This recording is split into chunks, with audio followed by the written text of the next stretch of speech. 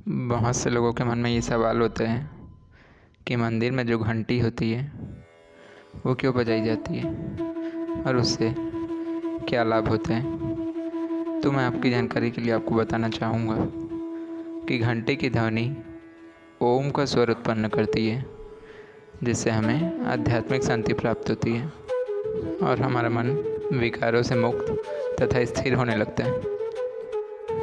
आगे के प्रश्न कुछ इस प्रकार से हैं कि मंदिर में दीपक क्यों प्रज्वलित किए जाते हैं, दीपक का हिंदू धर्म में क्या महत्व है और ईश्वर की पूजा में दीपक का होना क्यों आवश्यक है।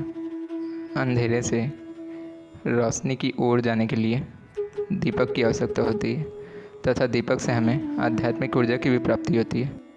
इसीलिए कोई त्यौहार हो या मंदिर, दीपक प्रज्वलित किए जाते हैं।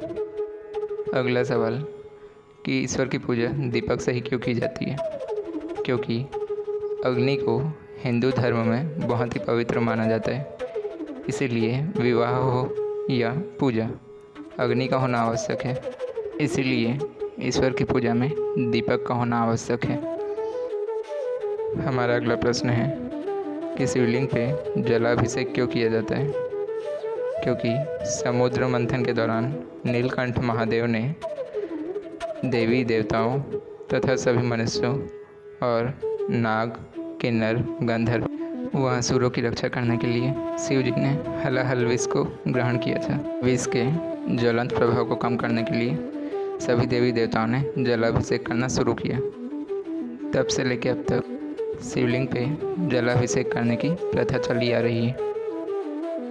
बहुत से लोगों के मन में ये प्रश्न आता है कि ईश्वर की पूजा क्यों आवश्यक है, क्यों हमें मूर्ति को पूजना चाहिए, और यदि ईश्वर निराकार हैं तो क्यों हम उनके साकार रूप की पूजा करें।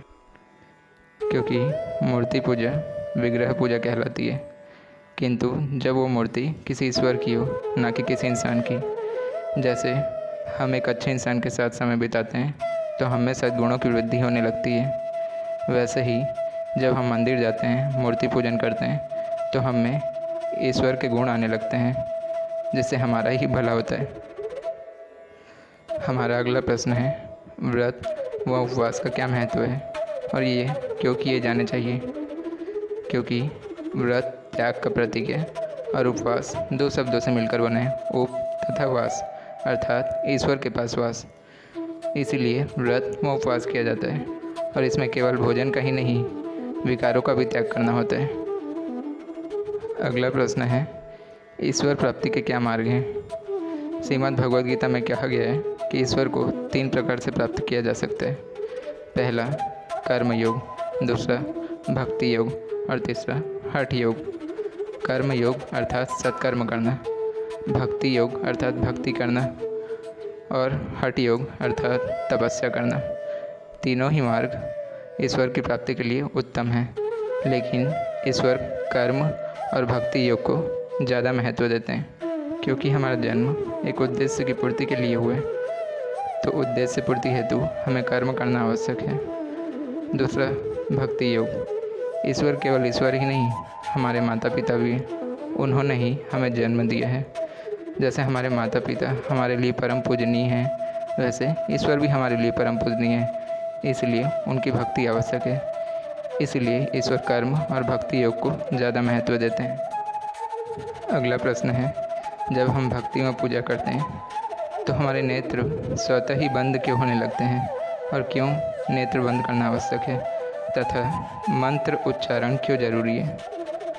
जब आप भक्ति करेंगे तो आप पाएंगे कि आपके नेत्र स्वतः ही बंद होने लगते हैं, या जब कोई योगा करता है तब भी नेत्र बंद करना आवश्यक होता है, ताकि हम बाहर की दुनिया से दूर अपने मन में झांक कर देख सकें और अपनी आत्मा को परमात्मा से जोड़ सकें। और अगला सवाल कि मंत्र उच्चारण का क्या महत्व है और ये क्यों ज़रूरी है। अलग अलग मंत्र ईश्वर के अलग अलग रूपों को समर्पित होता है और मंत्र एक समय बाद सिद्ध होने लगता है यदि हम नियमित रूप से करें तो। इसीलिए मंत्र को उच्चारित किया जाता है ताकि आध्यात्मिक ज्ञान व ऊर्जा की प्राप्ति हो सके। और सभी के मंत्र उच्चारण के पीछे अलग अलग कारण भी होते हैं। जैसे कुछ लोग मंत्रों का उच्चारण मनोकामना पूर्ति के लिए करते हैं, तो कुछ लोग कुंडलिनी जागृत करने के लिए, और भी अनेकों कारण हो सकते हैं। अगला सवाल कि ईश्वर को दंडवत प्रणाम क्यों किया जाता है? इसके दो कारण हैं। पहला कि हमारे समर्पण का प्रतीक है कि हम ईश्वर के प्रति कितने समर्पित हैं, और दूसरा कारण यह भी है कि जो प्यार, सम्मान, आदर भाव और भावनाएं हमारे मन में ईश्वर के प्रति हैं, हम ईश्वर को वो अर्पित कर सकें। उम्मीद करता हूँ आपको आपके सवालों के जवाब मिले होंगे। जय श्री राम।